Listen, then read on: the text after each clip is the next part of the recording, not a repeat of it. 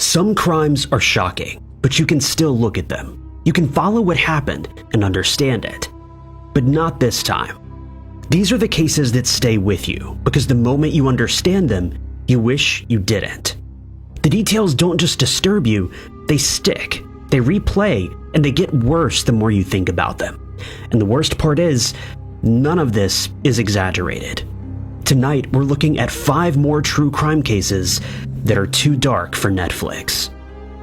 For Lauren Phelps, life had really just begun when she married the love of her life, Matthew Phelps, in 2016. The two were deeply involved in their local Baptist church, with Lauren being a Sunday school teacher and Matthew being a church minister. But in the fall of 2017, their lives would forever be changed. In the middle of the night, a crime of unspeakable proportions took place in the Phelps household, a crime that Lauren, unfortunately, wouldn't survive. When Matthew phoned 911 to report the crime to investigators, the statements he gave were haunting, confusing, and unlike anything investigators would have expected. Unfortunately, this is one of those cases where we don't have a lot of backstory. I'm not sure if the family of Lauren and Matthew wanted to maintain their privacy after the crime, or if it's simply that reporters didn't have too many interviews with the family. But the early lives of both Lauren and Matthew are largely a mystery. Oddly enough, most of the information I have been able to find about the couple comes from Instagram, of all places. I was able to find out that Lauren was involved with a company known as Scentsy. Scentsy is a service pretty similar to Avon and countless other programs where you can sign up on their website to sell products in exchange for a small commission. Scentsy in particular deals in fragrances such as wax warmers and candles, and they're not a sponsor, by the way. The best I can tell, Scentsy seems like it may just be another pyramid scheme, but I don't know enough about the company to say that for sure. It's just the impression that they give. But anyway, Lauren teamed up with Scentsy sometime in 2015 or 2016, and it seems as though she was doing quite well. She'd received a few awards during her time working for the company, and everything seemed to be working out great for her. As far as I can tell, the work that Lauren was able to do with Scentsy allowed her to maintain a stay-at-home lifestyle while her boyfriend and soon-to-be husband was attending schooling and training to become a pastor at the couple's Baptist church. It appears as though Lauren met Matthew sometime in mid-2014. The first mention of Matthew on Lauren's social media was in the fall of that year, and the two seemed to have hit it off immediately, officially becoming a couple in November of 2014. Matthew and Lauren seem to have been great for one another, and all of Lauren's family members agree, saying that the two seemed destined to be together, with Matthew being a very honest, clean-cut guy. It seemed that, for Lauren, the stars were finally aligning, and she'd found the one that she'd been looking for all this time. Matthew allowed Lauren to be herself, and he loved her for it. We don't know if Lauren had any ambitions of college or a long-term career path, but we know that once she met Matthew, her life began to change for the better. She became even more deeply involved with her local church, and when Matthew announced that he wanted to begin studying to become a pastor, Lauren was more than happy to support him. After dating for just under 2 years, the two got engaged on Valentine's Day in 2016, and they would get married later on that year. According to social media, the two were beyond happy together. In fact, their lives seemed to be perfect. But you always have to remember, social media is only a slight glimpse into the lives that people are actually living. As it would turn out, no sooner than their marriage had begun, it had begun to fall apart. According to Lauren's family, despite how happy Lauren may have seemed, she was miserable, and most of this misery stemmed from her new husband, Matthew. As it would turn out, Matthew wasn't at all the man that he claimed to be.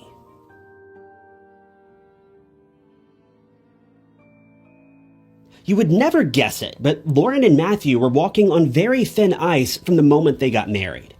I'm sure most of us already know that when you marry someone, typically you combine finances.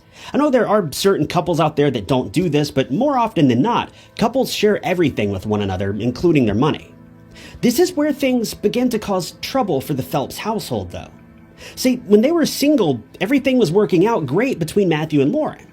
After all, they each had control over their own lives, and they were able to share only what they felt comfortable sharing with one another. But now that they were married, they more or less felt obligated to share every little detail with one another. And that's when Lauren began to make a few discoveries about Matthew that she never would have expected. After living together for a few short months, Lauren began to realize that Matthew had a serious problem with money. We don't know for sure just how deep the rabbit hole really goes, but according to Lauren's family and friends, Matthew was spending like he was a member of Congress. But in reality, his income was virtually nothing. At least it was nothing compared to the amount that he was spending. It's pretty safe to assume that Matthew was likely in a lot of debt, but I haven't been able to confirm this for certain, so don't take that as fact. But according to Lauren's peers, Matthew was living a lifestyle that simply wasn't sustainable, no matter how you looked at it. This naturally caused serious problems in the couple's relationship, and Lauren was at wit's end no sooner than their marriage had begun. Lauren was known for being a very resourceful, honest, and caring person about how she lived her life. Matthew, on the other hand, was a bit more rambunctious and careless.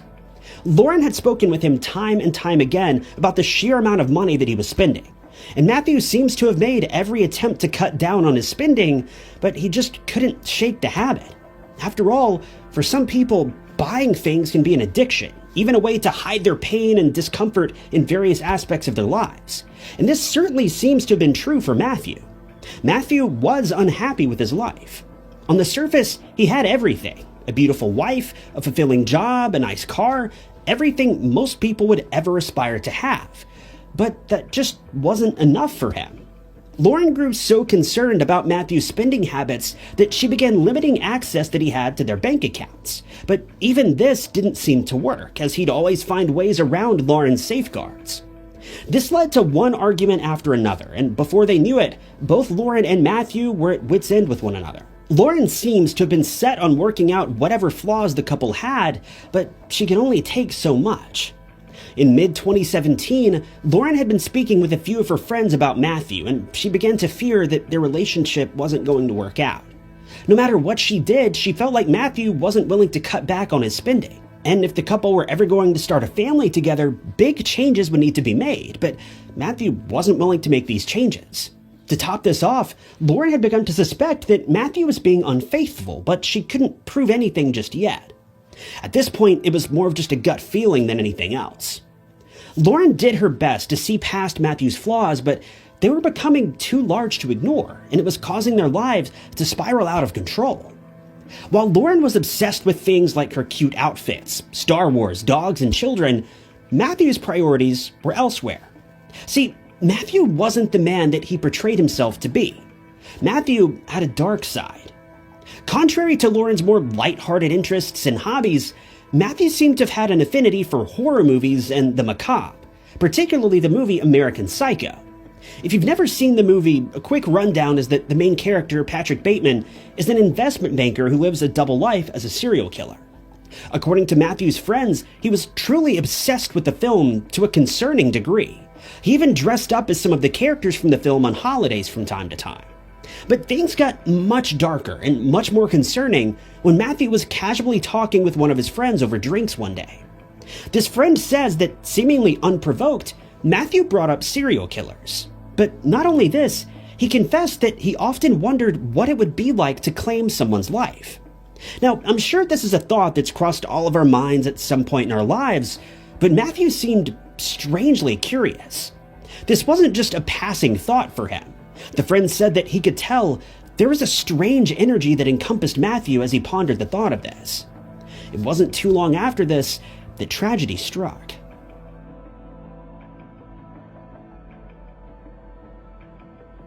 It was September 1st, 2017. The Phelps couple were happily asleep in their apartment, and it was, by all means, a night like any other. The two had turned in for the evening and went to bed as they always did, but at some point in the middle of the night, Matthew was haunted by twisted dreams that he couldn't seem to shake off. Matthew had actually revealed that he struggled to sleep most nights. This led him to go to various means to try to get some rest, oftentimes relying on over-the-counter medications to get to sleep, though there are some rumors that he may have been involved in much harder substances as well. On this particular night, Matthew had taken a high dose of cough medicine, as he'd heard from a friend that it was the easiest way to turn in for the night. But one of the side effects of this medicine is that it can cause some rather wild dreams, and Matthew was experiencing this firsthand. He never revealed specifically what these crazy dreams were about, but they were so disturbing that he eventually got out of bed to clear his mind for a bit, trying to calm down. As he crept out of bed, he stumbled over to the bedroom doorway and turned on the light. but when he turned to face the room, he couldn't believe his eyes. At first, he thought he was still dreaming, but he quickly realized this was no dream, this was real life. When he turned around, Matthew found Lauren lying on the floor, the entire bedroom covered in red stains. On the bed, he noticed a knife, and when he looked down at his clothing, he noticed he was covered in red from head to toe. Unsure of what to do, Matthew did the only sensible thing and called the police. After dialing 911, Matthew made a truly disturbing revelation to the dispatcher. As he spoke with the 911 operator, he explained that he had a terrible dream, but when he turned the lights on, he found his wife on the floor. He followed this by saying, "I think I killed my," and then he trailed off. The dispatcher began desperately asking how something like this could have happened, but all Matthew could do was describe the scene of the crime. He was very clearly in shock by what had taken place. All he was able to explain was that he had taken a large amount of cough syrup, then woke up to the scene of a crime. As the call came to an end, Matthew began sobbing, saying that his wife didn't deserve this. But Matthew's shock wouldn't last for very long. As investigators later made their way to the scene of the crime to collect whatever evidence they could, they realized a particular aspect of the crime scene didn't make any sense. When they arrived to speak with Matthew, they realized that he was strangely clean. Even though he had told the dispatcher he was covered in red stains, they found he was in pretty good shape for someone who had just woken up to a crime scene. It didn't take detectives long at all to prove that Matthew had, in fact, cleaned up long before the 911 call. Now, I don't know about you, but if I awoke to find my wife on the floor in a bedroom covered from floor to ceiling in evidence, I don't think taking a shower would be the first thing on my mind, and police picked up on this clue immediately. All throughout his interrogation and interviews with police, Matthew maintained his story. Each time he was asked, he'd say the same thing. He took a much larger dose of cough medicine than he should have, and then he went to bed and woke up to the scene of a crime. Police didn't have any evidence to prove otherwise, outside of the strange fact that he had cleaned up before calling 911, but this isn't a crime by any means, it's just weird. But while Matthew had initially maintained his innocence during the investigation, he would soon make a bizarre confession that took everyone by surprise.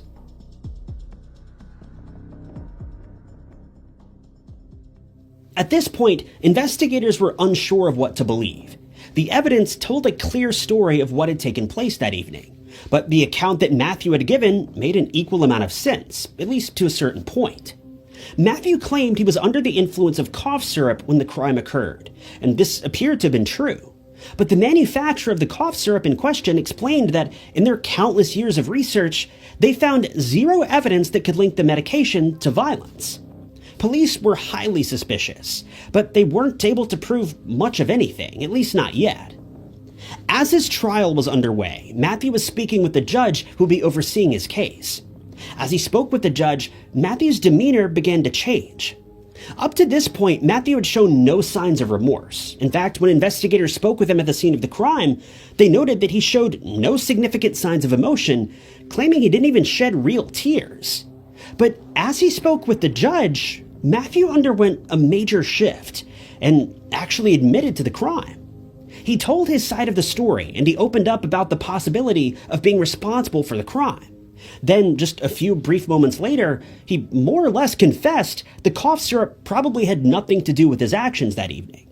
The judge asked, "Are you admitting guilt?" And Matthew agreed. Some prosecutors believe Matthew only did this as a way to avoid the death penalty, while others believe he really was beginning to show signs of remorse. It's difficult to say one way or the other if I'm being honest, but this is nowhere near the end of the story, and things would only get worse for Matthew from here. As the case was still undergoing investigation and the trial was underway, detectives managed to track down multiple social media accounts that Matthew owned. He had two Instagram accounts, one titled Marty Radical and another titled Uncanny Maddie. On his Marty Radical page, Matthew almost exclusively posted screenshots and quotes from the film American Psycho.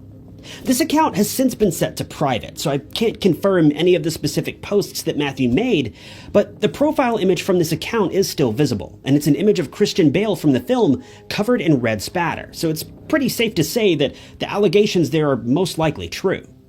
As for Matthew's other account, well, let's just say that his bio didn't age well. The only part of this page that is still visible is the message in his bio that reads, "I'm just a pitiful anonymous, drifting into the abstract. I can't seem to tell if I'm dreaming anymore." Police have made a few bold suggestions, claiming that Matthew was so fascinated with American Psycho and so frustrated with his wife for trying to control their finances and threatening divorce that he snapped. In a fit of rage, they claimed that he enacted one of his favorite scenes from American Psycho, inflicting more than 120 individual wounds on his wife, then taking the time to clean himself up before ever calling the police. While Matthew has never admitted directly to all of these allegations, I don't think it would be much of a stretch to assume that investigators are probably correct in these assumptions. In the aftermath of the crime, Lauren's family has spoken out about the case, and Lauren's father has expressed regret over the last few weeks of Lauren's life. He mentioned that just a few weeks before his daughter lost her life, he noticed that her demeanor had changed. She seemed paranoid, afraid, and worried about something. He regrets that he didn't question her further about this, and he believes that this may allude to Matthew's crime having been premeditated, and Lauren may have felt that something bad was about to happen. To make matters even worse, Lauren also learned that Matthew had been cheating on her. Lauren's sister says that she spoke with Lauren just hours before the crime unfolded, and she discovered that Lauren and Matthew had been arguing about Matthew's alleged affair, after Lauren had witnessed her husband sneaking out of the house to be with another woman. Lauren's sister believes that the two were most likely revisiting this argument when Matthew lost his temper and began attacking Lauren, but this has never been proven, though it would certainly make sense. We may never know for sure, but Lauren's family has been beyond heartbroken by the entire situation, though I'm sure that really goes without saying at this point. Lauren's mother describes Matthew as a master manipulator, also believing the crime was premeditated for months before it took place, though in all honesty, I've found no reason to believe that this is true. According to Lauren's mother, police allegedly told her that most of Lauren's wounds had also come from behind, and they have reason to believe that he had knocked her to the ground, sat on top of her, and inflicted most of the wounds while she was defenseless against him. In response, Lauren's father said, "I think about it every day. What I did wrong, what I missed. Till this day, I just regret not knowing or keeping my eyes open and watching. I took everything as it was." When asked about the possibility of forgiving Matthew one day, Lauren's father replied, "No, I'll take it to my grave and I'll still hate him." In the end, Matthew was sentenced to life in prison with no possibility of parole. Now, I can already tell that a few select people watching this video are going to run to the comments and start ranting about how this Christian man killed his wife. Let me just tell you, Matthew was not a Christian man. Matthew was a fraud, a joke even. In fact, one of his social media accounts didn't even describe himself as being a pastor or even a pastor in training. It described him as an entrepreneur. Christianity is about living up to the example that Christ set for his people, helping those who are less fortunate, loving our neighbors, and being in the world but not of the world, and following the very simple commands that God has given to his followers. Matthew was none of those things. Matthew was a hateful man who turned his back on religion a long time ago. He is not representative of any Christian I've ever met, and it pains me to have even mentioned him in the context of being a minister of God's word. He's nothing but a wolf in a sheep's den, and Matthew got exactly what he deserved. But in the real world of Christianity, as painful as it may be to hear at times, there's always a possibility of redemption, and I certainly hope that before his life is over, Matthew is able to truly turn his life around and realize the pain and the grief that he's inflicted on so many innocent people, and maybe even turn himself around before it's too late.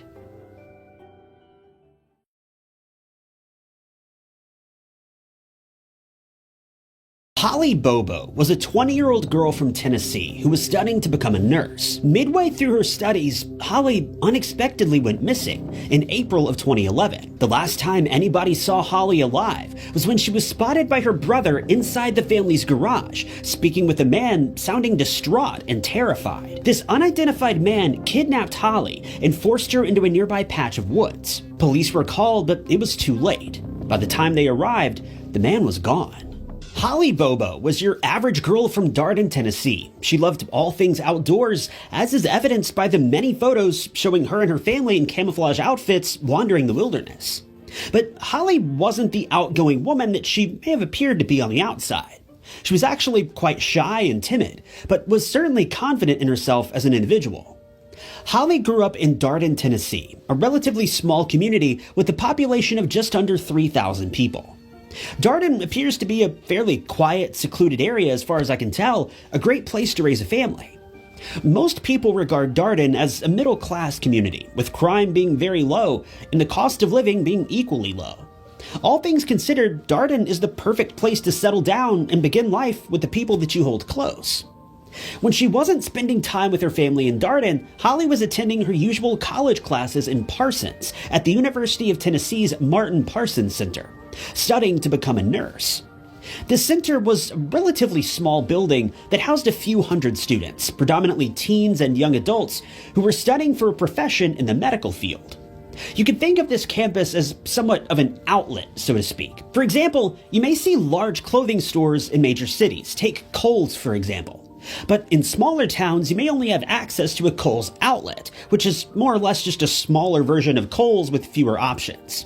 Well, that's essentially what the Martin Parsons Center is, just a small outlet version of the much larger University of Tennessee, which is several cities away in Knoxville. Despite being a small town with a large college community, though, Parsons wasn't too far off from Darden, both in terms of location and amenities. Parsons is also a very small town, and there isn't much really going on here outside of college classes and a few small shops. Parsons would be a great place to visit to get away from all the noise and interference of daily life, but it certainly wouldn't be the place where you would expect a strange, shockingly violent crime to occur, one that would gain nationwide attention and lead police on a multi-year hunt for a dangerous criminal.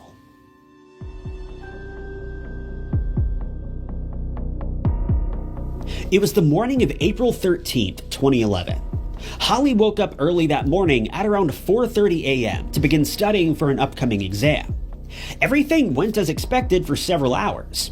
At around 7:30 a.m., Holly received a call from her boyfriend, Drew Scott, who'd spent most of the morning turkey hunting on his grandparents' property. By this point, Holly's parents had already left for work, and Holly's brother Clint was asleep in his bedroom. It would be just 12 minutes later, at about 7:45 a.m., when Holly would make her final phone call. After this, every call and text that rang through would remain unanswered, leaving Holly's family desperately wondering what could have happened. Just minutes after Holly ended the call with her boyfriend, neighbors reported hearing screams coming from the Bobo household. The neighbor, a young man who lived with his parents, called his mother to report what he had heard. The mother, in turn, called Holly's mother to let her know that something was wrong. By this point, Holly's brother had been woken up by the family dogs barking and growling, so he jumped up to go see what was going on. As he looked out the window, he reported that he saw Holly and an unidentified man standing near the family's garage. He mentioned that the man looked remarkably similar to Drew, Holly's boyfriend. In fact, at first, he believed the man was Drew. He said that it seemed as though the two were kneeled down looking at one another. They were talking back and forth, but he couldn't make out anything that they were saying. All he knew is that Holly sounded incredibly upset, but she wasn't saying much. The man was doing most of the talking. The only thing Holly's brother was able to make out was that Holly at one point replied to the man saying no, then later began asking him why. At some point during the argument, Holly's brother Clint received a call from his mother. Clint detailed everything that he had seen to his mom, adding that he thought Holly and Drew were breaking up in the garage. It was clear at this point, Clint had no idea that Holly was in danger. But that's when Holly's mother told Clint that's not Drew. Clint was then ordered by his mother to fire at the man, but Clint was in disbelief. While he couldn't see the man clearly, he fully believed that this was Holly's boyfriend. Clint replied to his mother, pleading, "You want me to fire at Drew?" It seems likely Holly's mother grew frustrated at this point because she hung up the phone and called the police. But because she was calling from her work phone, her number rang through to the wrong county of officers, wasting precious time and ultimately giving the unidentified man further time to conceal the situation even further. By the time Clint was informed of all this and looked out the window again, the two had already left the garage and were headed towards the nearby woods. It was at this point that Clint finally realized for himself this man was not Drew. He was much larger than Drew, but Clint still couldn't get a good look at him. Clint tried to call Holly's phone at this point, but she obviously didn't answer. He tried to call Drew as well, but Drew wasn't answering. By this point, Holly's mother called Clint once again, saying that she was having no luck contacting the police. She asked Clint to call the police instead, and Clint then grabbed his weapon and headed outside, and that's when he found red stains near the garage that presumably belonged to Holly. It was at this point that he agreed to call the police. It would take investigators around 10 minutes to reach the Bobo household, by which point Holly and the suspect were long gone. Police searched the area, but they didn't find anything that would lead them to either Holly or the criminal. Police requested phone records for Holly's phone, and they soon began using the GPS data from her device to pinpoint her last known location. They quickly determined that her cell phone had traveled through the woods near her home, just as Clint had suggested. Movement stopped near Interstate 40, then picked up again, returning in the direction from where the device originally came from. Detectives were sent out to investigate the section of woods where the phone movement had stopped, but they came up empty-handed. The area didn't appear to have been recently disturbed, and there were no signs of Holly. Unfortunately, this left officers at a dead end as the case reached its first roadblock. But search teams were about to uncover mountains of evidence pertaining to Holly's case. After they uncovered Holly's personal items that had been scattered all throughout the town, almost as if the suspect was taunting the family and the locals.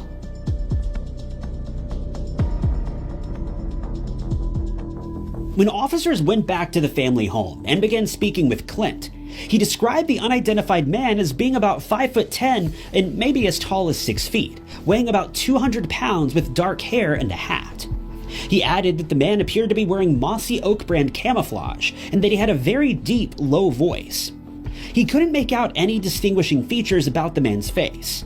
And considering Parsons was a fairly rural town filled with hunters and outdoorsmen, the description that Clint gave police essentially described every male living within a 30-mile radius. Search teams were sent all over the town to search for any clues or possible witness sightings. It didn't take investigators long to come across several pieces of evidence scattered all throughout the town.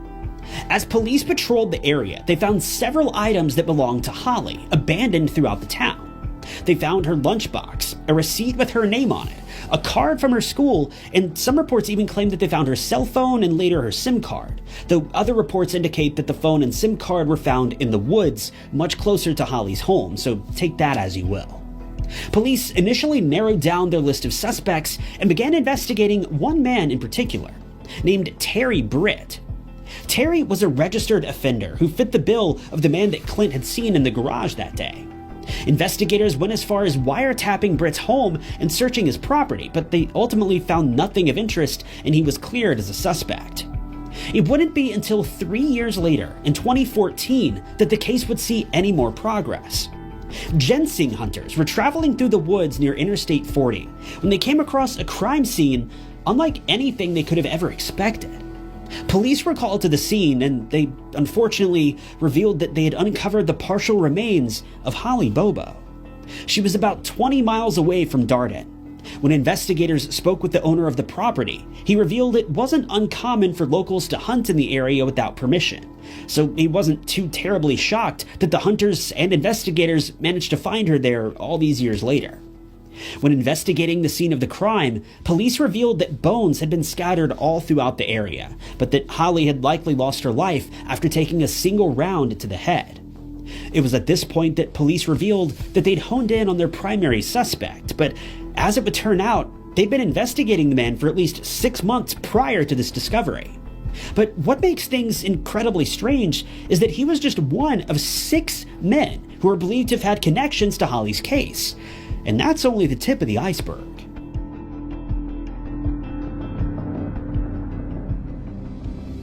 The first of the arrests in Holly's case took place in March of 2014, several months before the discovery of the crime scene. Zach Adams, his brother Dylan, and their friend Jason were all suspected of aggravated kidnapping. On top of this, police had enough evidence to suggest that the men had taken advantage of Holly before claiming her life. After bringing these 3 in for questioning, police also arrested 2 other men who they believed helped to conceal Holly's remains. There was another man who investigators believed may have been involved as well, but he claimed his own life before he could be properly investigated. One detail that we don't know much about is what led police to suspect any of these men had any connection to the case. For some reason, police have never explained this aspect of the investigation, though it's probably safe to assume that it's either none of our business, as it may have been a private matter, or to protect the integrity of the investigation, or both. We just don't know. The only thing we know for sure is that Dylan Adams had been arrested on an unrelated weapons charge in 2014. While he was speaking with police, Dylan explained that he had seen Holly alive at his brother's house quite some time after her abduction. The details of a search warrant claimed that Dylan had witnessed Holly at Zach Adams' home on April 13, 2011, the same day that Holly disappeared. Dylan revealed that he'd visited his brother's home that day to borrow his truck, but when he went inside, he noticed Holly sitting in a chair in the living room in a very bad state. Dylan claims that his brother then revealed that he'd taken advantage of Holly and recorded the entire ordeal, but this recording has never been found. Dylan also explained that Zach had been wearing camouflage clothing that day, which matched the description that Holly's brother had given to investigators. The only problem with all this information is that Dylan would later recant his confession, claiming he was coerced by investigators.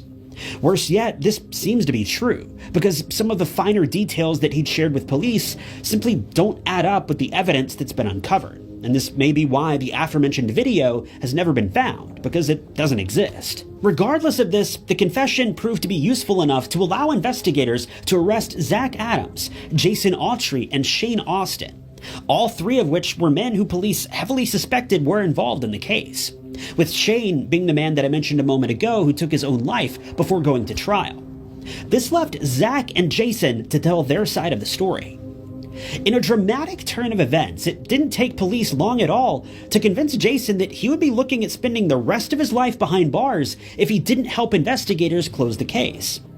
Naturally, he changed his tune rather quickly once he was in police custody, and offered to testify against Zach in exchange for a lesser sentence. Police agreed to these terms, and it was at this point that the case was blown wide open.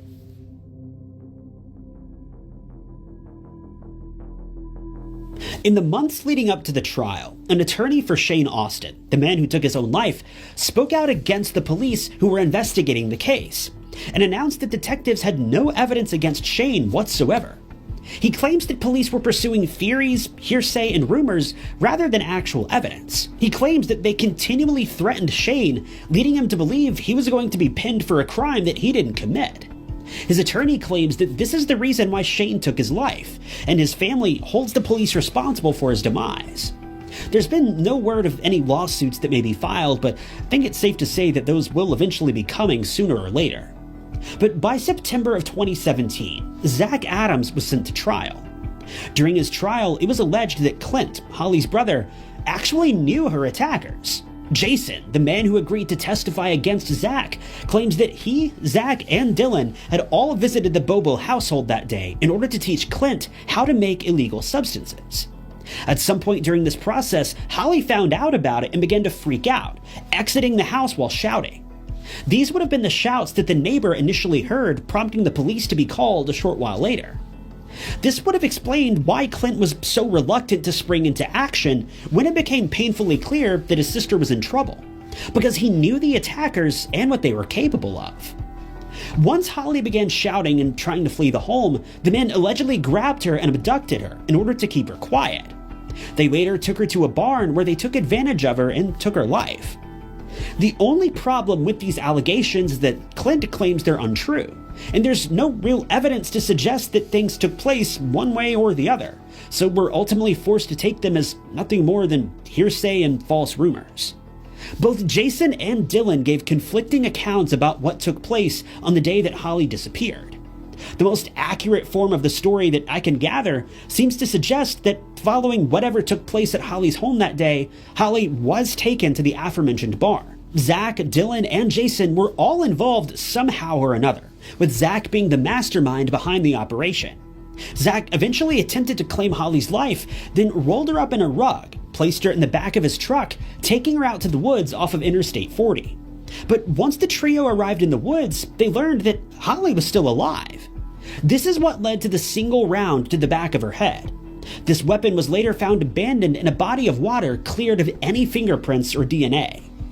Before his trial, Zach's girlfriend had spoken out against him, claiming that he had admitted to the crime and claimed he'd do the same thing to her if she mentioned a word of it to anyone.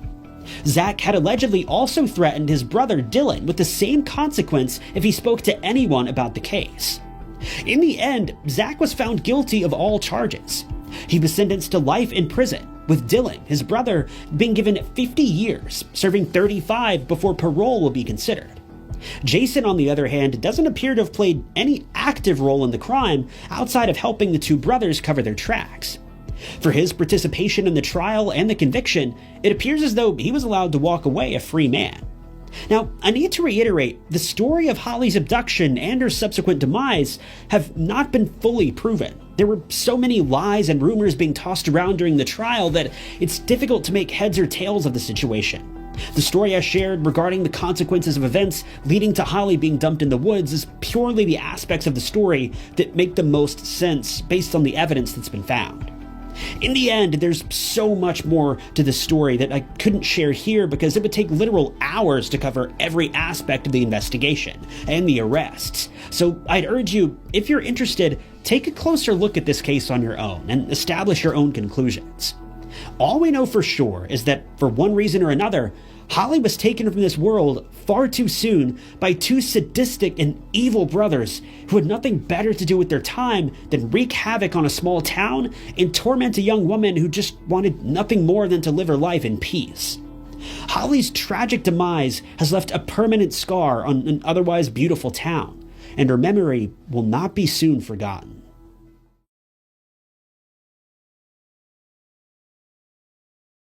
The search for Lisa Holm was the largest missing person search in the history of Skövde, if not Sweden. The 17-year-old girl had gone missing after getting done with her shift at Cafe 40. Sweden was once known for its non-existent crime rate, but with Lisa's disappearance, things were about to change.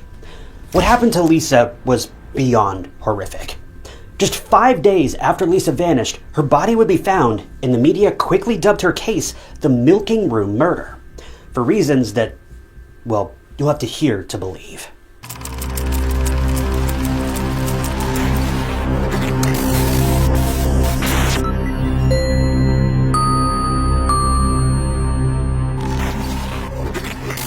Welcome to True Crime Stories. If you're new here, I'm your host, Ty Knotts, and I post new true crime documentaries every single week. So if you're into that kind of thing, and let's be honest, if you're watching this video, you probably are, be sure to hit that subscribe button. It doesn't cost anything and just keeps you up to date with all my future videos. Lisa Holm was born in Skövde, England. Lisa had always been fond of traveling, and she wanted to study abroad in Australia, and she was defined as a kind, lively, positive, and loving person. She was very helpful towards other people, and she loved the thought of being independent. This is why when Lisa was just a teenager, she started working various part-time jobs to earn some money. A few weeks before the events of today's case, Lisa had gotten a job at a cafe in Blomberg. The cafe was about 40 minutes away from her home, and one of her parents took Lisa to and from work each day. Since this was the first time Lisa was working so far away from home, her parents wanted to be the ones to drop her off and pick her up for their own peace of mind. But on June 7th of 2015, it had been just a few weeks since Lisa had started working at the cafe, and she was confident she could now go to work on her own. But tragically, the very first day that Lisa gained her independence would be her last.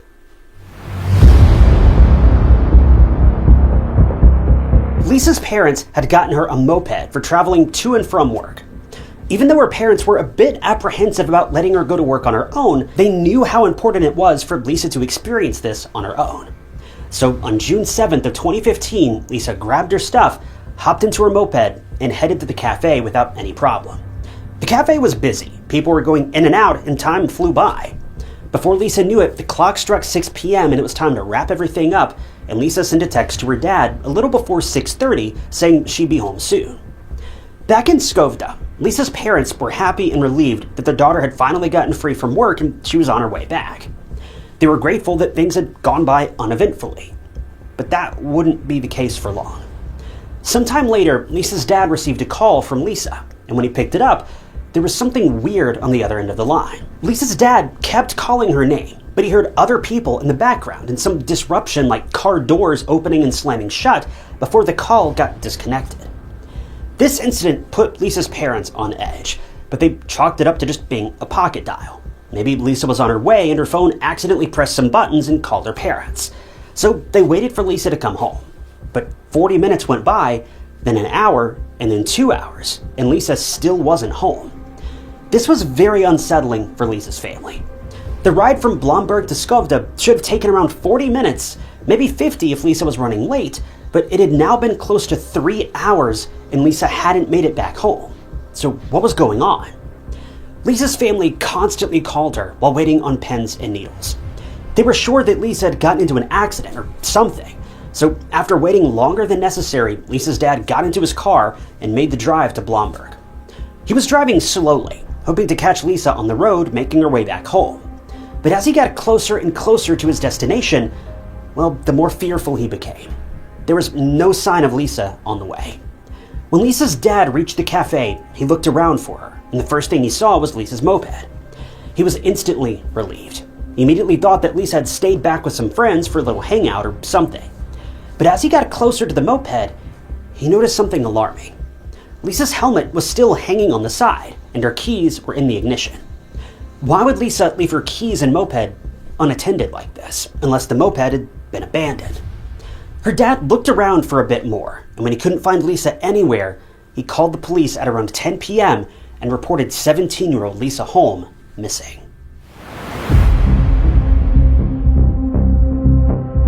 While the police were on the way, Lisa's mom called the cafe owner, who also reached the place in no time and started searching for the young employee. The cafe owner stated that her employees were off the clock at 6 p.m., and now it was almost 4 hours later, and Lisa was nowhere to be found, and her moped was seemingly abandoned. It wasn't like the moped wasn't working or had broken down, it was working like a well-oiled machine, and it made no sense in anyone's mind why Lisa would voluntarily abandon her vehicle and go somewhere else. When the police arrived, they immediately came to the conclusion that Lisa was probably abducted, which was a rarity in Sweden, but they had to go through all the possibilities in this young girl's disappearance. The cafe where Lisa worked was located in a small village, and it was secluded, but it wasn't a hotspot for crime per se. It was peaceful and quiet. Well, the police started their search in nearby areas, and search dogs aided in that process. They went from door to door asking if anyone had seen Lisa, and they even checked the neighboring areas that might stand out or look suspicious in some way. They also asked people if they'd seen or heard anything strange, but at this point, there was nothing. Lisa had just vanished into thin air, and no one could find her. As it was getting really late by now, almost 11 p.m. at this point, the police decided to pause the search till the next morning. In the meantime, Lisa's friends and loved ones spread the word about her disappearance on social media in hopes of jogging people's memories and helping them figure out what happened to Lisa. The next morning, the police search resumed, and this time, a man came forward with something. He worked at a barn right across from the cafe, and he noticed a discarded motorcycle glove on the ground of one of the barn rooms. The man immediately turned the glove into the police, and the investigators asked Lisa's parents to identify this glove as Lisa's. And the answer came as an unsettling revelation. The discarded glove indeed belonged to the now missing Lisa. But why was her glove all the way at this barn? What was Lisa doing there? Well, the police believed that she didn't go there voluntarily, and it was possible she may have been taken there against her will, further cementing that abduction theory. The search for Lisa was huge. It was the largest missing person search conducted by volunteers in the history of Sweden, with hundreds of volunteers showing up every day, looking in various places, searching for Lisa. There were even air searches, and everyone was determined to find her. Soon enough, the police, as well as the volunteers, did start to find some alarming clues. See, the police searched a side road that was near the cafe, and within minutes, they were able to find some receipts, a smashed phone screen, and a phone case, among other things.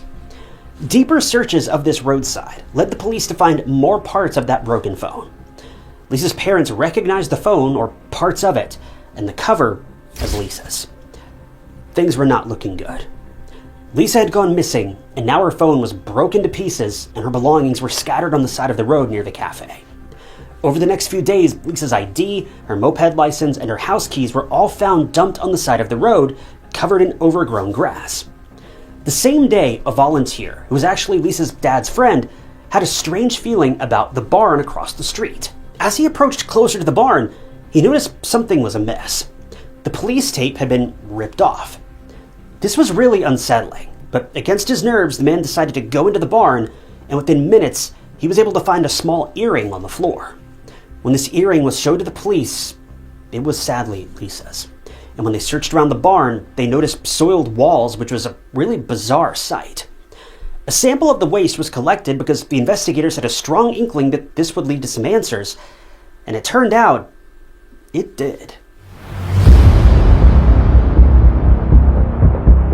Missing People, a local Swedish organization, also joined the search for Lisa, and they searched the barn and other buildings near the cafe.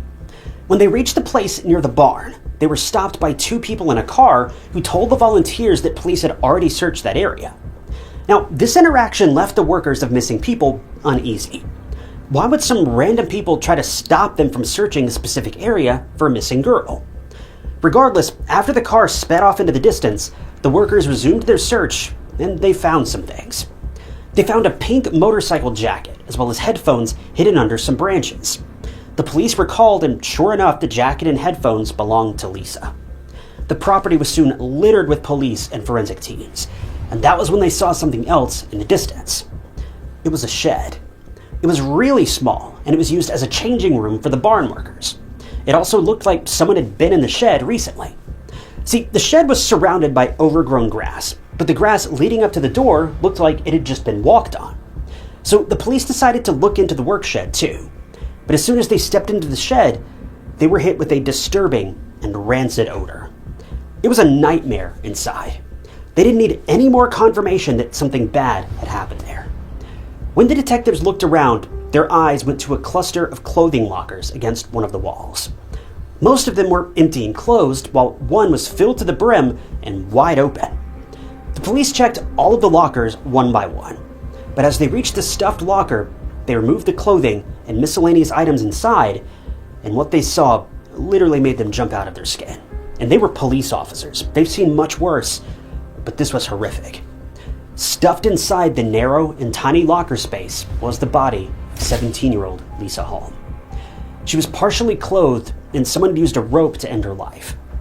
The search for Lisa ended in the worst possible way because she'd been attacked so brutally by an assailant, and now she was gone. Her family was immediately notified of the discovery, and to say that they were absolutely shocked was an understatement. Her parents were beside themselves. For the first time, Lisa wanted to go to the cafe on her own and prove to her parents nothing bad would happen, but the literal opposite happened, and in a quiet, safe, and cozy town, no less. Can you imagine how Lisa's parents must have felt? The sheer number of what-ifs going through their minds. What if they persuaded Lisa to let them take her to work? What if they just picked her up despite her saying otherwise? And that phone call that Lisa's dad got. It was all so haunting and heartbreaking. Now that Lisa's body had been found, the police had to catch the perpetrator. Luckily, the police were able to get DNA samples from Lisa's body as well as inside of the shed, and everything was sent for testing. In the meantime, the police wanted to look into the two men who crossed paths with volunteers from Missing People at the barn, the ones who said that that area had already been searched by the police. Well, after a bit of poking and prodding, the police managed to uncover who these people were. They were Lithuanian natives, 35-year-old Nerijus and his brother. They actually didn't even speak Swedish. They communicated in English, which was the same language in which the men communicated with the volunteers. Interestingly enough, the two brothers worked in the same barn that was right across the road from the cafe where Lisa worked. On top of that, the side road where Lisa's belongings were found trashed was the same road that led to the brothers' house. In the house, the two brothers lived with Nerijus' wife, and they actually talked to the police on the day that Lisa went missing. The fact they spoke English stood out to the police. Another woman came forward and said that a man who didn't speak Swedish approached her in a car and asked for directions in English. He wanted the woman to sit inside the car for a minute so that she could enter the location into his GPS, but the woman obviously didn't get into his car and she just walked away. All of these instances stood out to the police, so they wanted to have a quick chat with these people. When they talked to Nereus and his wife, they were quick to come to their defense. Nereus said that he was at home the same time Lisa went missing, and his wife, his only real alibi, was in the kitchen prepping dinner. Meanwhile, his younger brother was at home on his computer. The police obviously didn't buy this story, because they thought that they were simply covering for each other and there was no way to tell whether their stories were even true or not. Regardless, the police took DNA samples from all three people, but since they didn't have any rock-solid evidence against them, they were free to go. Well, it wasn't for long because the DNA results from the work shed came in, and they were a match to someone. See, there were many stains on the walls where Lisa's body was found, and to everyone's disgust, it was male DNA. But that's not even the worst part. See, the shed had a small space with a window that overlooked the cafe where Lisa worked, and most of the male DNA was found on that wall near that window. I don't think I need to go into detail about what this suggests, but the DNA found in the work shed matched that of Nereus. So from the looks of it, Nereus was a pervert and kind of a peeping Tom. He basically spied on female employees, including Lisa, from the window of the shed across from the cafe. And remember those traces of human waste found in the barn?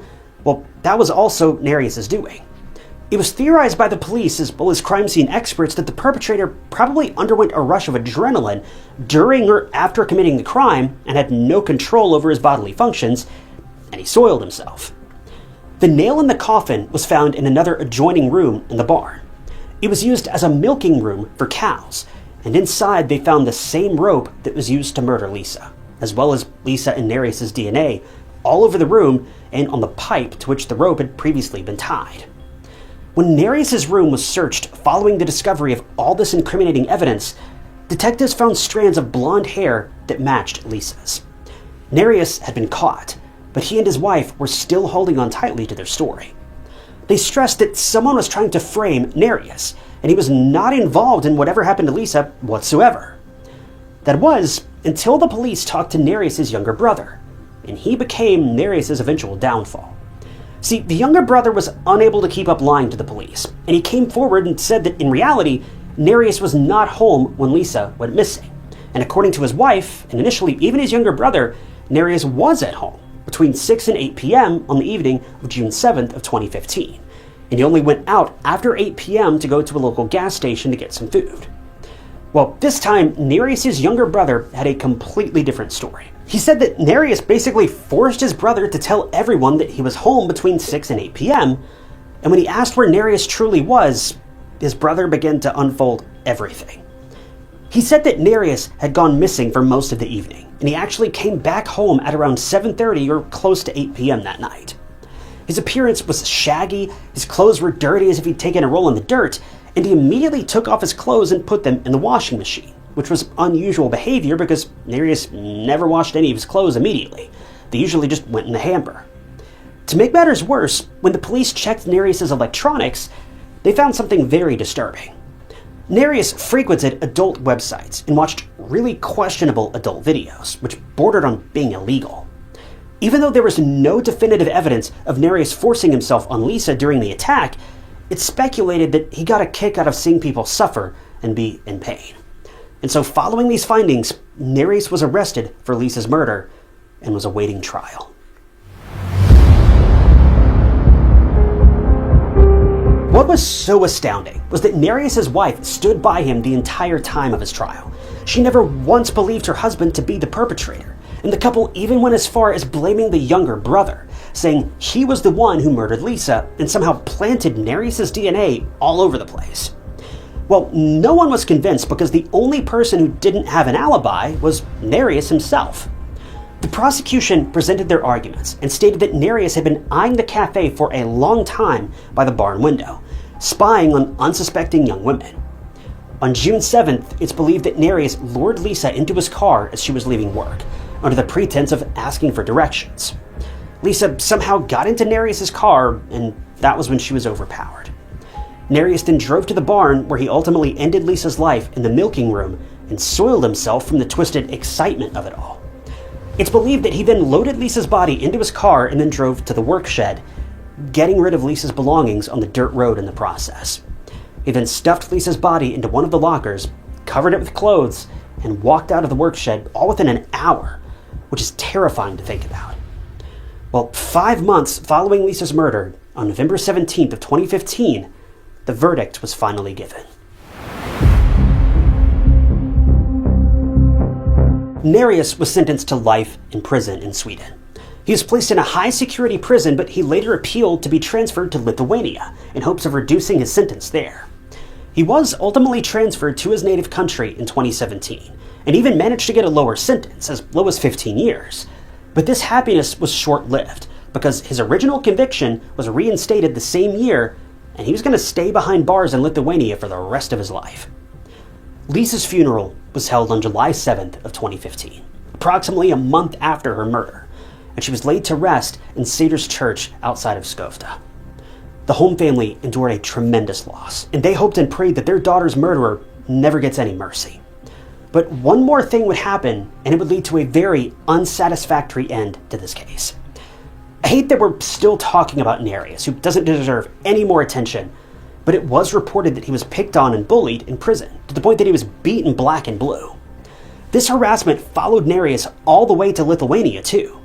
I mean, it's definitely kind of a karmic payback, but on April 3rd of 2022, things took a vicious turn when Nereus was found with a fatal wound to his neck while on a walk in prison. He didn't survive, and he passed away on the way to the hospital.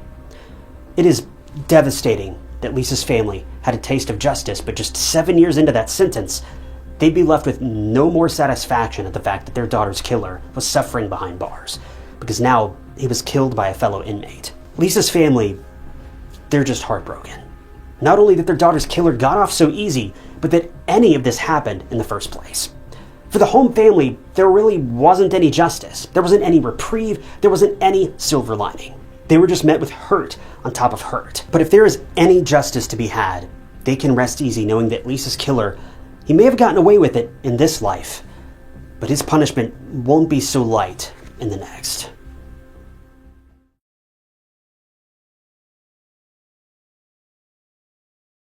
Many young people have made the move to Los Angeles with dreams of making a name for themselves in film, despite the chances of those plans being realized being very low. Those who succeed usually go on to enjoy a prosperous and fulfilling career, but those who fail are either forced to return to their hometowns or keep trying in hopes that one day they'll get their big break. 21-year-old Juliana Redding was one such aspiring actress who moved from Arizona to Santa Monica in 2005. But her story would have a tragic ending with many twists and turns along the way. It's a case that's resulted in many people questioning whether justice was served, since the outcome was not what anyone expected. And today, Juliana's family must live with the knowledge that the criminal who took her life may never face the consequences of their heinous actions.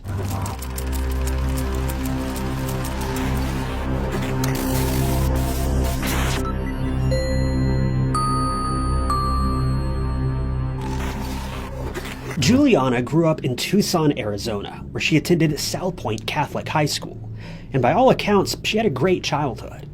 She was close with her family, and after graduating, she decided to move to California, as she had aspirations of becoming a model. But her real ambition was to own her own business one day, and she told her parents, Patricia and Greg, that she would like to open a boutique in the future. After arriving in Los Angeles, she kept in touch with her family on a regular basis. She would often call her parents and catch up and let them know how her plans were going. They would also text each other often, and on occasion, she would make the trip back to Tucson for a visit. By 2008, she was living alone in a bungalow in Santa Monica while she was studying at Santa Monica College.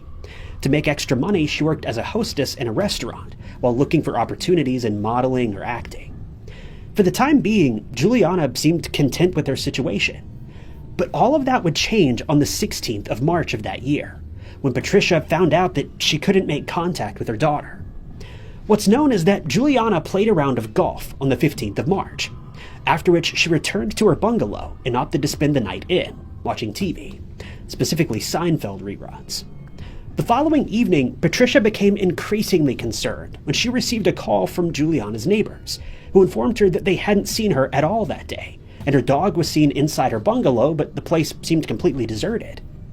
Patricia repeatedly dialed her number in hopes that she would answer, but she never did, and also never returned any of her mother's calls. At first, she thought she may just be busy, but when she hadn't received a reply by 6 p.m., she knew something wasn't right. It was then that she decided it was time to call the police.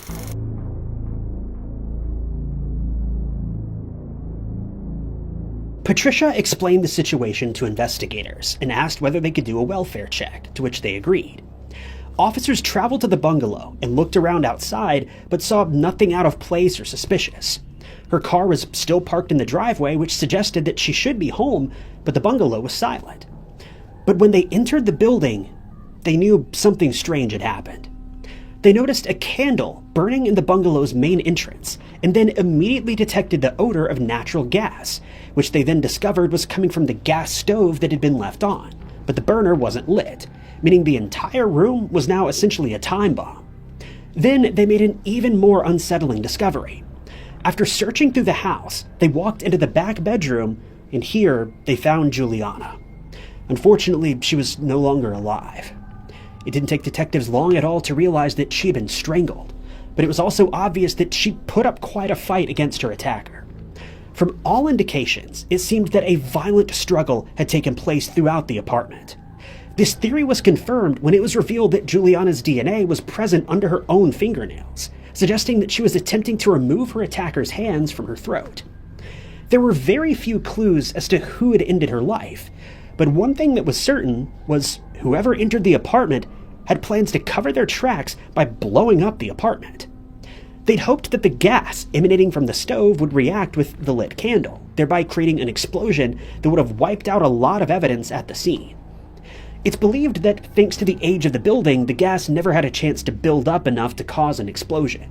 And before long, investigators started to piece together what they believed happened in the moments leading up to Juliana's death. They believed someone entered the bungalow at around 10 p.m. on the night of the 15th of March. After gaining entry, they attacked Juliana, and at some point had caused injuries to her head by hitting her against the floor. Since this was a prolonged attack, investigators believed that her assailant didn't expect her to put up such a fight, and in the end, they had to resort to strangulation. It would later be determined that Juliana attempted to contact emergency services at some point, as her phone records showed that she dialed 911, but the call ended before it could connect. The neighbors who'd contacted Patricia told officers that they heard the sounds of furniture being moved around and someone screaming at about 9:53 the previous night, but added that they hadn't seen anyone suspicious in or around the building. And it's certainly a shame they didn't take the situation more seriously, but you can't really blame them too much. Like they said, nothing seemed out of the ordinary, and it could have been a small party or something for all they knew. Evidence was collected from the scene of the crime, including several DNA samples that were found on the building's front door, the phone, Juliana's clothing, and on her throat. These samples were sent into a lab for analysis, but they would take some time to reveal who'd been inside her apartment. In the meantime, investigators interviewed Juliana's family and friends, who gave them as many details about her life as they could. When speaking to crime scene experts, Juliana's father suggested that they contact a man named John Gilmore, with whom Juliana had been in an on-again, off-again relationship. He added that he was concerned about Juliana when he found out they were dating, since Gilmore was known to have had a violent temper, which became all the more apparent when he kicked in her car door on one occasion, and had also forced his way into her apartment. When investigators heard this news, they felt like they finally found the lead they'd been hoping for. They immediately set out to locate John, and it didn't take long at all before they found their man.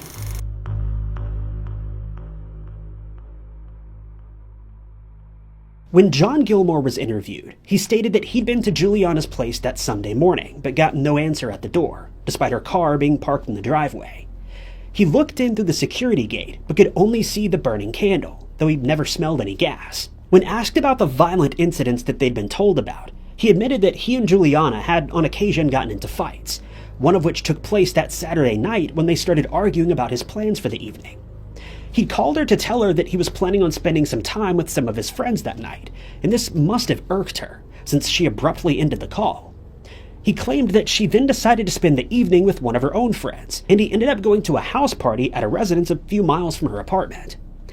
While there was still some tension between them, they kept texting each other throughout the evening, but then at around 10 p.m., she stopped responding to his messages. When he still hadn't received any reply the following morning, he attempted to call her and sent several text messages, but again he got no response. This is when he went to her building, but had no choice other than to leave when he couldn't find her there. While he was certainly the first suspect, his name was soon cleared thanks to surveillance footage from the night of the attack. Security camera footage showed him visiting a convenience store and a Jack-in-the-Box restaurant.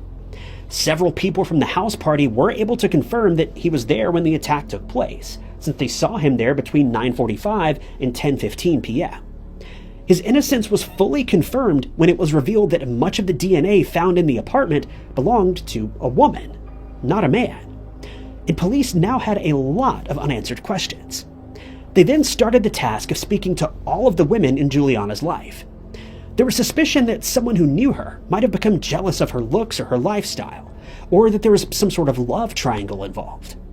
Investigators collected DNA samples from everyone they spoke to, but this led nowhere, as no match was found for the samples that had been removed from her apartment. This is when they discovered that there was another man in the picture, a doctor by the name of Munir. Upon further investigation and questioning, investigators learned that Juliana and Munir had met each other while she was employed at a restaurant in 2007. She must have made quite an impression on him, since he offered her a job as a medical assistant and she readily agreed. Working as a hostess or a waitress in a restaurant obviously doesn't pay very well, at least not considering all the crap you have to deal with from patrons, and she must have jumped at the opportunity to earn a little more money. But their relationship wouldn't remain merely professional for long. Before too much time had passed, she agreed to move in with Munir, and during this time Munir would bring her gifts and allow her to live in his upscale house that was located in Beverly Hills. While this notion must have been flattering for a while, it didn't take long for Juliana to become concerned about Munir's behavior, as she started feeling as though he was obsessed with her. He told her that he wanted to buy her an expensive car when she turned 21, and at one stage he even suggested that they get married. There was no doubt that she would be left wanting for nothing, since he was a very wealthy man, but he was known to waste money on jewelry, cars, and women, which she found overwhelming and somewhat concerning. It's unclear if Munir simply got the wrong message from Juliana, or if he was making things out to be much more than they really were, almost some sort of delusional wishful thinking. But whatever the case, Munir's behavior only got stranger and stranger from here, and it didn't take Juliana long to realize she needed a way out.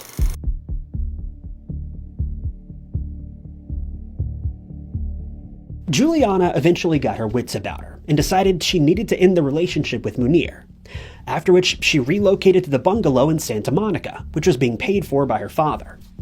The pair parted ways on good terms, and they even stayed in touch, which is a little bit surprising. One of Juliana's friends would later reveal that she, Juliana, and Munir traveled to Las Vegas on one occasion to celebrate her friend's birthday. But all was not as it seemed, as her father started looking into Munir's background, and what he found was seriously startling. He discovered that Munir not only was married at the time of his supposed relationship with Juliana, but that he had 3 children who were living in Lebanon. He was certain that his family didn't know about Juliana or any of the other women that he'd been seen with, and so he relayed what he'd found to his daughter. She was taken aback and upset by the news, and immediately told him that she no longer wanted to see him, and she even told him to never speak to her again, which was probably the right move.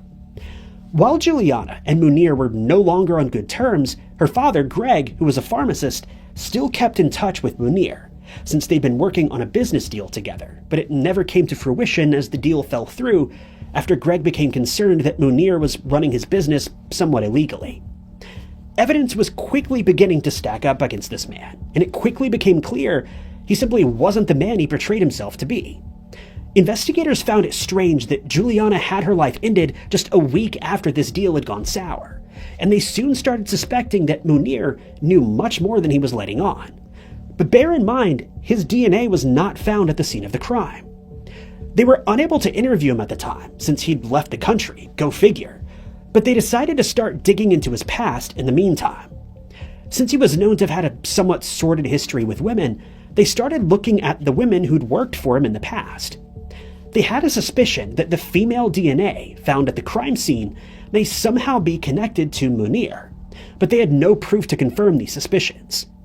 Most of his former female employees were either no longer in touch with him or had no knowledge of Juliana. But when they looked into the history between him and a 47-year-old woman named Kelly Sue Park, they started to grow even more suspicious. He'd made several substantial payments to her, totaling over $1 million in just 18 months. She'd been involved in several of his business deals in the past while she was working as a real estate broker. While they were by no means certain that Park was connected to the attack on Juliana, they decided to have her followed in hopes that they could collect a DNA sample without her knowledge. If she was somehow connected to the crime, she may have alerted Munir to the fact that the authorities wanted to collect her DNA, and so it was decided that this should be done without raising any suspicions. Their patience eventually paid off when they were able to collect one of her discarded cigarette butts, and it was sent away to be analyzed. Before long, investigators were informed that they'd finally made a breakthrough in the case, as it was found that Park's DNA was a perfect match for the samples collected from Juliana's bungalow. There was now no doubt that Park was present when the attack was carried out, and there was a good chance that Munir was involved somehow, though he still hadn't returned to the US and so couldn't be questioned yet. Obviously, Park was apprehended and immediately charged with the crime against Juliana.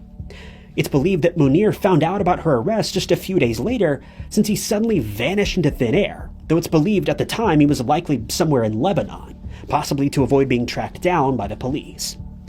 The only problem was, the motive for Juliana's crime was still unclear. It was suggested that Munir didn't take kindly to their relationship coming to an end, or that he'd gotten upset when his business deal with her father fell through. So it was theorized that he'd hired Park to carry out the attack in retaliation. One of the most widely accepted theories was that Munir had instructed Park to intimidate Greg into accepting the deal they were working on, and that as part of this intimidation, she was to pay an unfriendly visit to Juliana in her apartment. But when Juliana started fighting back, Park was taken by surprise, and she ended up ending her life as the two women struggled for survival, though this was still just a theory. This would be a point that was brought up in court later on, as it was argued that Munir agreed to pay Park a six-figure sum to follow through with his plan. When news of Park's arrest made it to the media, the LA Times published details revealing that she was known to have had intimidated people in the past whenever they went against Munir's business plans. So it made sense that she may have been involved this time as well.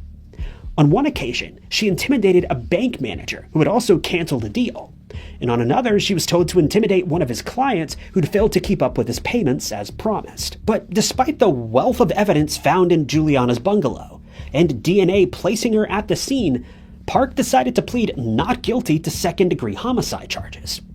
Her defense attorneys revealed that they would be willing to tell the court that the two women never met each other, and that the only connection between them was Munir, who was still out of the country.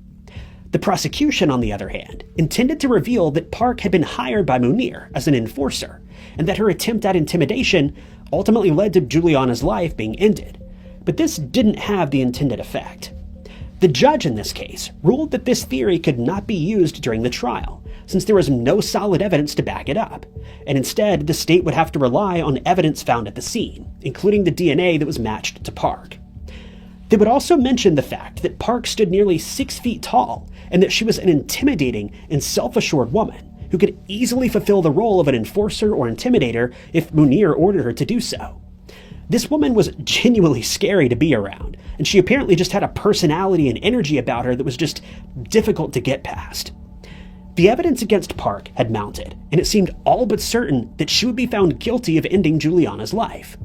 Her DNA had been found in several places in the apartment, including on Juliana's clothes, inside the locks on the front door, on the telephone, and most incriminating of all, on her throat. On a plate that had been left in the kitchen sink, crime scene investigators found a drop of blood along with a fingerprint that belonged to Park. This, according to the prosecution, was undeniable proof that Park was inside the apartment that night, and since the two women didn't know each other, she would have no reason to be there, other than to carry out an attack as ordered by Munir. Furthermore, they believed it was indisputable that she had ended her life since her DNA was found on her throat, indicating that Park was the one who ended her life via manual strangulation. But pinning this woman for such a crime was much easier said than done. She wasn't going down without a fight, much like the night that she encountered Juliana in her apartment. Her defense team had more than a few tricks up their sleeve, and they were willing to pull out all the stops to get Park off the hook.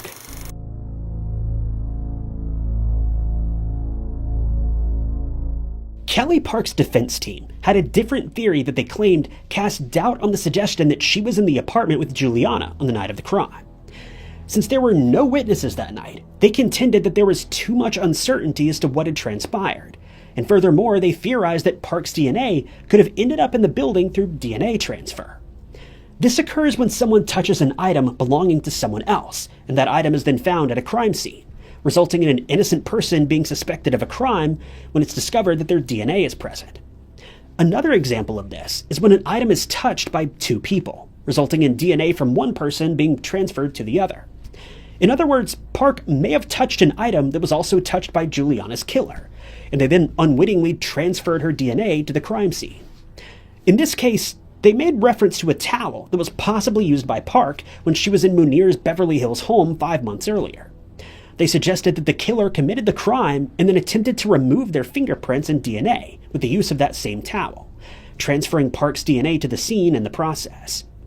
They mentioned that Park would have visited this house on several occasions since she was known to be a business associate of his, and since Juliana had lived in that same house at some point, Park's DNA might have inadvertently been transferred to Juliana's bungalow. When discussing Munir's role in the crime, the defense argued that a failed business deal with Juliana's father didn't seem like strong enough motive to have her life ended, and neither was the fact that she had ended their relationship. As for the large amount of money that was transferred from Munir into Park's bank account, they argued that these were simply payments that were owed to her, since she and Munir were known to have conducted business with each other. The prosecution revealed to the court that Munir had, in the past, boasted that he employed a woman who was the female equivalent of James Bond, and they built their case around the suggestion that she was paid to work as an assassin, and that Munir had more than enough motive to order a hit on Juliana. The case was just getting wilder and wilder, and some aspects of the court proceedings are just downright unbelievable. The LA Times reported that Park's telephone records showed that she called Juliana's place of work, and that she was present outside her bungalow the night before the attack was carried out. Since they had never met, there could only be one reason for Park to try and contact her: to figure out her schedule and to stake out her apartment while planning the attack. It was also alleged that Park and Munir had collaborated on a health insurance fraud scam, and that at the time it was still being investigated by authorities. The trial would last until 2013, an incredibly long time. But the verdict the jury reached on behalf of Park, it shocked everyone.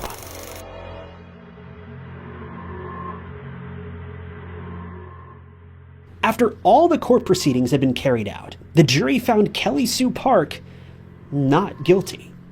Juliana's friends and family members who were present at the proceedings were outraged at the verdict and made their feelings known, shouting that she knew she was guilty and that something had gone terribly wrong while she was being led out of the courtroom. This meant that no one would be held accountable for the loss of Juliana's life, and that the one man connected to everyone involved in the case would not even be questioned since he couldn't be reached. This verdict, for all the painfully obvious reasons, must have had a devastating effect on her family, who only commented on the outcome via a written statement, in which they expressed their sadness and shock at the fact that justice had never been served. Worse yet, Lebanon doesn't have an extradition treaty with the United States, and the country does everything it can to protect its own citizens, meaning that as long as Munir stays put, he'll never face judgment for his actions. They found it unbelievable that the massive amount of evidence against Park and Munir wasn't enough to see them convicted. They've done their best to come to terms with the decision, and her mother, Patricia, now uses her daughter's room when she paints, helping her feel some small level of connection to her daughter, even after all these years have passed. She says that she's resorted to using art as a coping mechanism, since she produces her best work when she's emotional. At times, she feels as though she and Greg, along with their son Patrick, are still stuck in 2008 when the attack took place, since they still find it hard to believe that Park and Munir walked away scot-free. But thankfully, she's found new meaning in her life, since she remembers her daughter through her art, and after overcoming breast cancer, she started looking for the positive aspects of any obstacles she faces. As for Munir, it's believed that he joined his actual family in Lebanon after fleeing from the US, and today he still maintains he's innocent in the matter. He's never been charged or even questioned. He was placed under arrest in Germany in 2015, when it was suspected that he was committing medical fraud, but nothing ever came of this. It's alleged that he allowed a physician's assistant who had never attended medical school to perform surgeries when his patients were assured that he would be the one to perform the surgeries. More than 20 of his patients have come forward to report that they've been left with permanent damage as a result. For reasons unknown, he was released and then traveled to Lebanon once again, where he was again suspected of committing medical fraud. Park was also arrested in 2015 in the German case, when it was found that she was involved. She was charged with conspiracy, lying to patients, disfiguring patients in botched surgeries, and cheating insurance companies out of $150 million. She was eventually released on $1.5 million bail and once again managed to slip out of the grasp of police. Juliana's case is one with no happy ending and no easy answers. Her family did their best to protect her from Munir when it became apparent that he was living a double life, but in the end, he walked away without so much as a slap on the wrist. Some may consider this to be an unsolved case, but I think we all know the truth here. Sometimes the justice system simply fails those who trust that due process will prevail, no matter the amount of solid evidence that's presented. One can only hope that lessons are learned from this case and hopes that similar failures don't become commonplace in the future.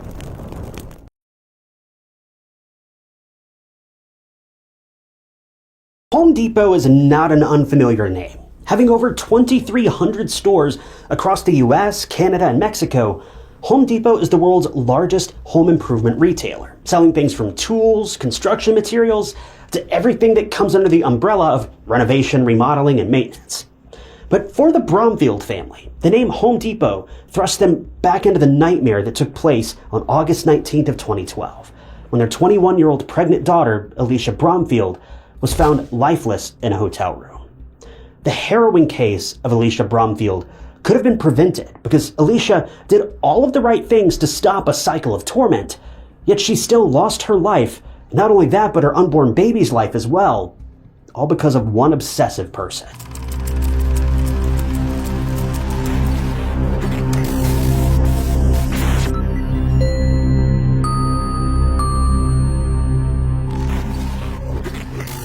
Welcome to True Crime Stories. If you're new here, I'm your host, Ty Knotts, and I post new true crime documentaries every single week. So if you prefer your true crime from the mouth of a real person rather than a robot, hit that subscribe button. It doesn't cost anything and it just keeps you up to date with all of my latest videos. Alicia Bromfield was born on the 28th of August, 1990 to parents Sherry and James in Joliet, Illinois. Alicia had a sister, Brianna, and three brothers, Luke, Chase, and Colton. Alicia was defined as happy, energetic, and a cheerful kid. Growing up, she was very close to her family, especially her mom and grandmother. They were the two women in her life who were always there, and they loved Alicia to pieces. Tragically, Alicia's grandmother passed away not long after, and as you can guess, Alicia was devastated. Her grandmother was a pivotal person in her life, and it's safe to say that Alicia felt the absence in growing whole after her grandmother's passing. But even so, Alicia held on to her vibrant and unique personality. She was very active in school, she loved to play outside as a kid, and she was just a bundle of joy to be around. Alicia attended Joliet Catholic Academy, from where she graduated in 2008, and later she enrolled at Western Illinois University, where she was studying criminal justice and forensic psychology. Another reason why Alicia was very close to her mom, Sherry, was because her parents had gotten divorced pretty early on, and Alicia spent most of her life with Sherry.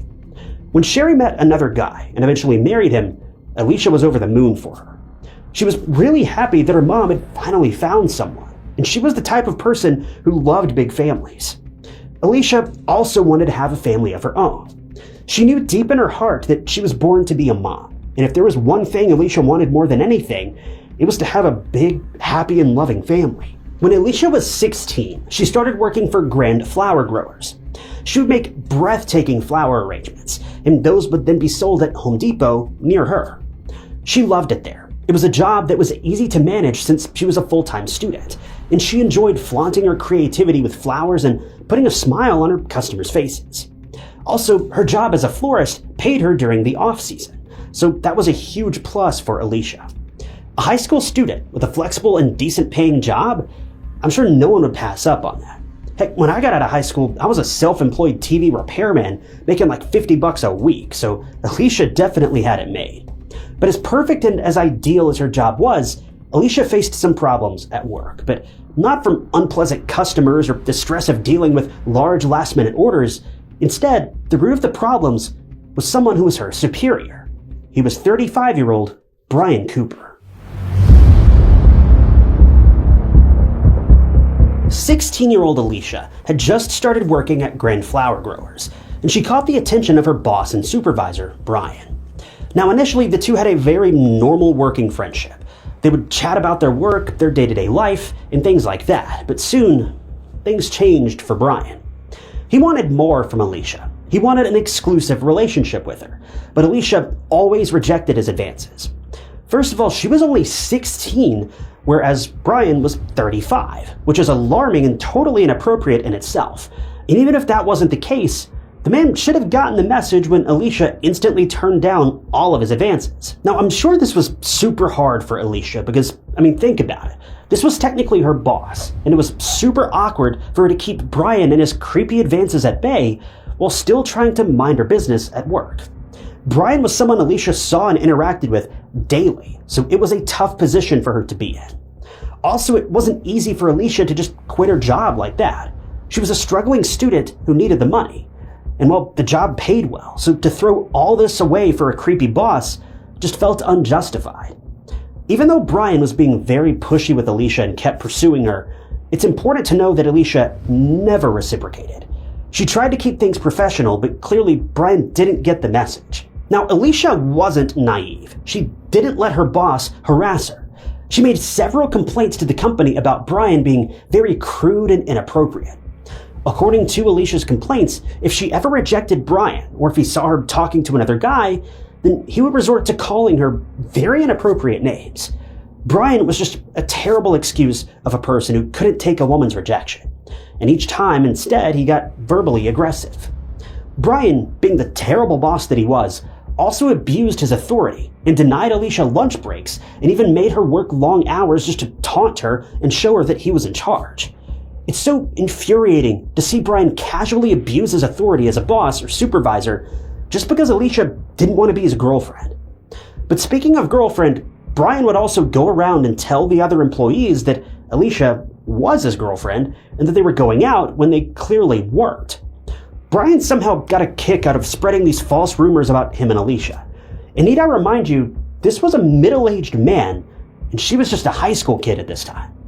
But anyway, Alicia was growing exhausted by all of this. She was juggling her studies, trying to live her life, and just do her job, but Brian was relentless with his obsession with Alicia. And as much as I don't want to say this went on for 5 full years. Alicia was working at Grand Flower Growers for 5 years and going to college, and at the time of the case, she was just 21. She didn't leave her job, and although she made several complaints, Brian faced no consequences, and he was still the obsessive and creepy guy trying to get Alicia to go out with him. Alicia truly thought that his fascination with her would fizzle out, but clearly that wasn't happening, and if anything, things only got more intense and worse. But by early 2012, Alicia was struck with some pleasantly unexpected news. She was pregnant. Now, thankfully, the father wasn't Brian, but instead a guy who went to the same college as Alicia, but he chose not to be involved in the child's life. Even though Alicia was sad that the baby's dad didn't want to be in their lives, that didn't stop her from jumping up and down with joy at the news of her pregnancy. Alicia was very excited to become a mom, and now leaving her job was out of the question because as great as the news of her pregnancy was, she'd now need money and a lot of it to support herself, her unborn baby, and not to mention college. Months later, Alicia found out that she was expecting a girl, and she'd even named her Ava Lucille. Alicia had an undeniable connection with Ava, as I'm sure most mothers-to-be do, and she was just counting down the days to meet the new mini version of herself. But Alicia was knocked out of her blissful pregnancy haze by none other than Brian. He was not backing down even after knowing that Alicia was pregnant. If anything, he was bossier than ever. And even though Alicia was pregnant and had to go for doctor's appointments and ultrasound scans, Brian would always make her work overtime, change her shifts unexpectedly, and even go as far as threatening to fire her if she missed even a single day of work. All the while, he still made advances, and all of Alicia's rejections were falling on deaf ears. Brian even went as far as forcing Alicia to run errands for him, which included walking his dog. If Alicia said no, then Brian would threaten to fire her. Brian knew how to bend Alicia to his will. He took advantage of her desperation because Alicia needed the money more than ever, and she couldn't possibly quit her job when she was just months away from giving birth. Because the complaints against Brian went nowhere, Brian was becoming more and more relentless, and he was certain that he would make Alicia do anything he wanted and not get in trouble. The only thing that was done against Brian by upper management was that he was asked to leave work early so that he wouldn't have as much interaction with Alicia, and he was asked to attend anger management courses, which he obviously didn't. Alicia was so tired of this behavior, and she even confided in her mom about all of this, and Alicia did all the right things. She didn't leave her job because of Brian, but she made complaints against him to upper management, and she thought that they would take all of this seriously. But sadly, that wasn't the case. Fast forward to August of 2012. Brian came up to Alicia and demanded that she attend his sister's wedding with him. I guess he needed a +1, and what better way to torment Alicia than to force her to join him. Now, of course, Alicia didn't want to go with him, and she flat out said no. But what did Brian do? Did he leave her alone? Well, of course not. He threatened her once again, and if she didn't do as she was told, then he would fire her. This threat immediately backed Alicia into a corner. This was a do-or-die situation for her. Either she got this wedding over with her creepy boss, or she'd lose her job forever and would have to spend the last weeks of her pregnancy struggling to find a new job. When Alicia shared this incident with her mom, Sherry, she immediately advised her daughter to not go and to just leave her job. But here's the thing, Brian told her that the entire wedding party would be staying at the same hotel as Brian and Alicia, so there was no need to worry. Brian would be on his best behavior and wouldn't torment Alicia. He just wanted to take her to his sister's wedding as a friend. So this information was kind of relieving to hear for both Alicia and Sherry. And ultimately, Alicia agreed to go with Brian, although she sternly made it clear that she was only going with him as friends, and part of the reason why she agreed in the first place was that she wouldn't be alone with this creep at the hotel. If she felt unsafe, she would just tell someone from his family. Brian was ecstatic when Alicia agreed, and on August 18th, the duo left for Wisconsin for the wedding. They were going to Sand Bay Beach Resort, and for all Alicia knew, she was expecting the entire Cooper family to be there. But that would be far from the truth. As soon as Alicia and Brian arrived at the hotel, she got the first surprise of her day when she found out that they were staying at a completely different hotel, all alone, and there was no one there from the wedding. Alicia didn't even know where the rest of the guests were staying, and this immediately made her alarmed and understandably furious. Sherry said that she got a text from Alicia the same day, saying that she got into a fight with Brian and that they were coming home immediately. Now, this was odd for Sherry to hear because Brian was supposed to walk his sister down the aisle, so it seemed impossible for them to leave the wedding. But sometime later, Sherry received a text from Alicia and said that she and Brian had made up and that they were going to stay for the wedding. Now, I know what your true crime brain is thinking. This message couldn't have been from Alicia. Maybe it was Brian texting from Alicia's phone. But actually, this was in fact Alicia. She eventually went to the wedding with Brian, and they even took a picture together. They seemed happy, but what everyone didn't know was that Brian was back at it again, forcing Alicia to basically fake being in a relationship with him.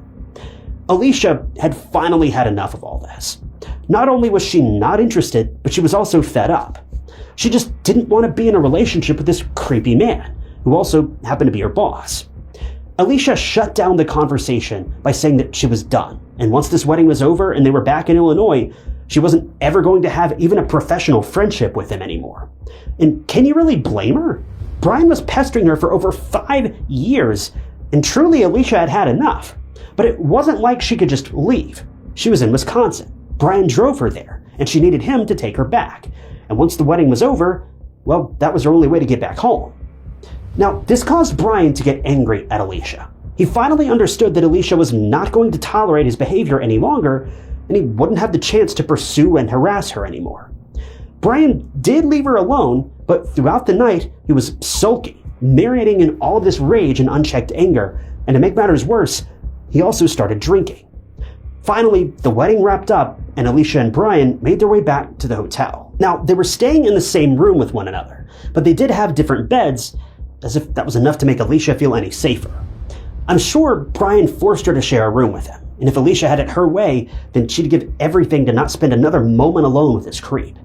But Alicia was wiped out. She was nearly 7 months pregnant, she was on her feet the entire day on top of dealing with Brian's antics, and she just wanted to get some shut-eye. Alicia and Brian were also expected to leave the next day, and she was just counting down the minutes to get back to Illinois. But was Brian feeling the same? Well, no.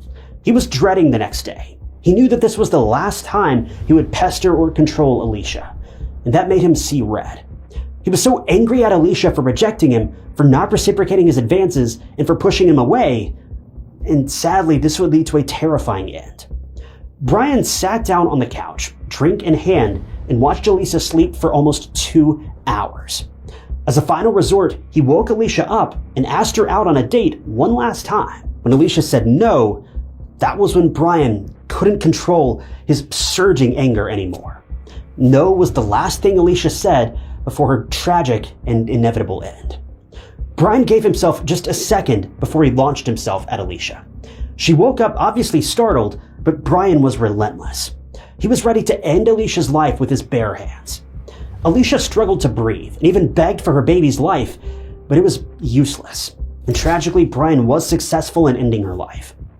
Not only did he kill the object of his incurable obsession, but he also killed the innocent unborn baby in Alicia's womb, which is just awful and heartless. I can't even imagine what Alicia must have been feeling during those final moments. She was about to go home in just a couple of hours, but she and baby Ava were getting mercilessly attacked by a man who just couldn't take no for an answer. If murdering Alicia wasn't heinous enough, Brian then took advantage of a now past Alicia and even took pictures of her lifeless body, which is just so unsettling and disgusting. To think that Alicia was humiliated like that post-mortem is just heartbreaking and unbelievable. But after the horrific act on Alicia, Brian fell asleep in the bathtub. The next morning, Brian contemplated taking the coward's way out to evade the law, and he tried to end his own life by drowning but was unsuccessful. And eventually, this was when he decided to report the incident to the police. To do that, he walked to a nearby gas station, still sopping wet from the bathtub, and everyone was staring at him in disbelief. He requested the cashier to let him make a 911 call to report a murder. And when the operator asked who'd committed the murder, Brian calmly answered, "It was me. I did it." The police arrived at the convenience store within minutes, arrested Brian on the spot, and took him to the police station. There, during an interview, Brian confessed to everything, but he said that he and Alicia were a thing, and that he wanted an exclusive commitment, but Alicia didn't. He even went as far as saying that he kept his advances at bay because Alicia was pregnant with someone else's baby, which is such a lie. The only truth in Brian's entire statement was the reason why he ended Alicia's life, and ultimately her unborn baby's life, and that was because Alicia wanted nothing to do with him anymore. Meanwhile, a bunch of police officers made their way to Sand Bay Resort, and as soon as they walked into Brian and Alicia's room, they were struck with horror. Alicia was lying lifeless on the bed, her body was covered in a sheet, and a pillow was placed gently under her head. Brian had done this before he left the room. Now, the police had to inform Alicia's family about her and her baby's tragic passing. Sherry was visited by a police officer, and right away she knew something was wrong. Sherry received the news of Alicia's passing and that the police were investigating a homicide, and this was the moment when Sherry just completely lost it. She felt hurt and grief consuming her entire body, and those emotions turned into guilt. Sherry thought that she'd failed as a mom to protect her child. She thought that she didn't do enough to protect Alicia from this creep-turned-murderer. She was feeling a complex mixture of emotions that I don't think even words can describe, and it was so devastating for everyone around her to see her like this, so helpless, so desperate, and just crushed by this awful loss. While Brian was behind bars, the police did some more digging into his past, and what they found was chilling. First of all, Alicia wasn't the only female coworker who was harassed at work. Brian groped another woman, and she was so disgusted that she made a complaint against him and then just quit her job. Moreover, Brian had a very questionable dating history, and at one point he even restrained an ex-girlfriend because she, quote, wouldn't listen. The police also came across stacks upon stacks of complaints made by Alicia against Brian, and they caught up pretty fast that upper management did nothing to punish or reprimand Brian. Also, this is just another very disturbing and disgusting thing that Brian did, but he had several secret cameras in his house and even the hotel room. If you remember, Brian forced Alicia to walk his dog, and for that, he even gave her a key to his house. Whenever Alicia would go to drop the dog off and use the bathroom on her way out, she was unaware of the fact that Brian was secretly recording her. He even recorded her in the hotel bathroom, and this is just another level of an invasion of privacy. This man had no concept of boundaries or privacy, and he just wanted to violate Alicia no matter what. So the police wasted no time in taking Brian to court. Surprisingly, Brian pleaded not guilty, even though he confessed to the murder on call and video, and his DNA was everywhere from Alicia's body to the rest of the room. Brian's defense went with voluntary intoxication. The defense reasoned that Brian committed the murder in an alcoholic haze, and if anyone was to blame for the whole situation, it was the bottle of alcohol and not Brian's twisted and dark urges. The Bromfield family sat through the painful trial, and the prosecution tried hard to kick his intoxication ruse to the side. According to the prosecution, Brian was coherent enough to remember everything he did, contemplating ending his own life and later confessing to the murder. They also said that Brian already made up his mind about harming Alicia during the wedding, so the defense didn't make any sense at all. But at the end of the trial, the jury couldn't come to a unanimous decision. A year later, though, a second trial was held, and the same arguments were presented.